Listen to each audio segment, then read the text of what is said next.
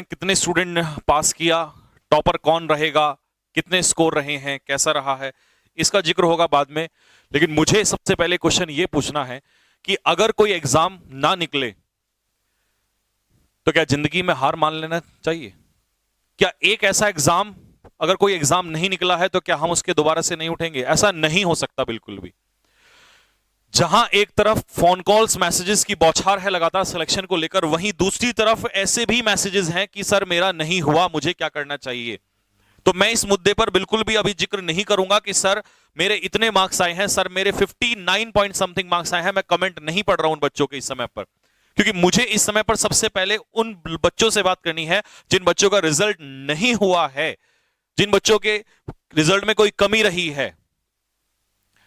ऐसे जितने भी स्टूडेंट्स हैं वो सारे के सारे फटाफट कमेंट बॉक्स में आए, मेरे साथ जुड़ें, क्योंकि मुझे जिनका रिजल्ट हुआ है उनको आगे ले जाना है। वो मैं कल बात करूंगा जब कल एक नया सवेरा होगा। लेकिन सबसे पहले जिन बच्चों का नहीं हुआ है उन बच्चों से मुझे बात करने के लिए मैं यहां पे आया हूं आप लोगों के साथ।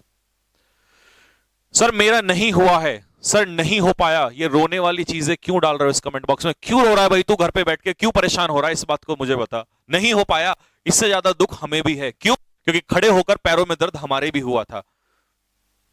कल रिजल्ट होगा, टॉपर निकलेंगे, रिजल्ट्स आएगा, जीडी होगी, एसआरटी होंगी, बैचेस बनेंगे, ये सबका होगा। लेकिन तेरे साथ कौन खड़ा है, तेरे दर्द में कौन खड़ा हुआ है, तो मुझे फटाफट पहले ये बता। इस समय पर तू खुद खड़ा हुआ है, कोई टीचर तेरे साथ खड़ा होने वाला नहीं है, इस बात को समझ ले। रीजन क्या है? क्योंकि रिजल्ट को लेकर मैं आने वाला था, लेकिन प्रॉब्लम यह है कि रिजल्ट को लेकर आने से पहले मुझे कम से कम ऐसे 5-6 मैसेजेस दिखे जिनमें बहुत लंबे लंबे रोने वाले आंसू लिखे हुए थे। तो फिर समझ में आया कि नहीं, ये तो देखो, खुशी में साथ होने वाला हर कोई भी हो सकता है, लेकिन गम में साथ बहुत कोई कम मिलेगा आपको। तो फिर तू क्यों रो रहा है? और इस बात को ध्यान से सुन ले कि केवल तुझे ना लोग साहस देंगे कि तू खड़ा हो जा, ये हो जा, लेकिन खड़ा तो बेटा तुझे ही होना पड़ेगा मेरे लाल।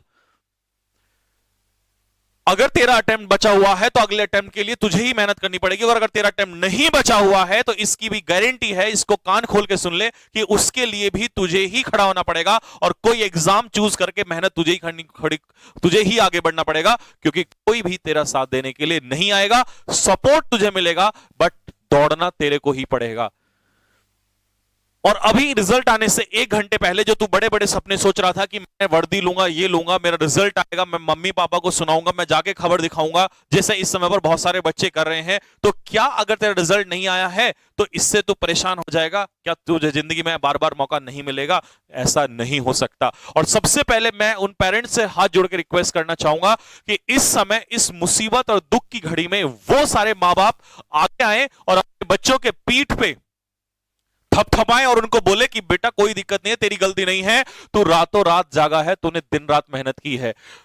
मेरी उन माँ बाप से हाथ जोड़ के रिक्वेस्ट है कि प्लीज वो माँ बाप जरूर आगे आए, क्योंकि इस समय उन बच्चों को जरूरत है। उस बच्चे को जरूरत नहीं है, वो हंस रहा होगा, वो खेल रहा होगा, वो खुशियां मना रहा होगा, वो घूम रहा होगा, वो नाच रहा होगा, और वो टीचर्स भी हंस रहे होंगे, खेल रहे होंगे, मौज मस्ती कर रहे होंगे, रिजल्ट्स जरूर डाल रहे होंगे। ऐसा हो सकता है, लेकिन इस समय पर उस स्टूडेंट का क्या जिसका रिजल्ट नहीं आया है? मैं प्लीज उन सभी बच्चों से रिक्वेस्ट करना चाहता हूं कि प्लीज, सही है खुशी मनाना, सही है, खुशी हम भी मनाएंगे, खुशियां टीचर्स भी मना रहे हैं, खुशियां स्टूडेंट्स भी मना रहे हैं, लेकिन मुझे सबसे पहले वो मेरा स्टूडेंट चाहिए जिसका सिलेक्शन नहीं हुआ। क्यों नहीं हुआ भाई? कुछ ना कुछ तो कमी रही होगी।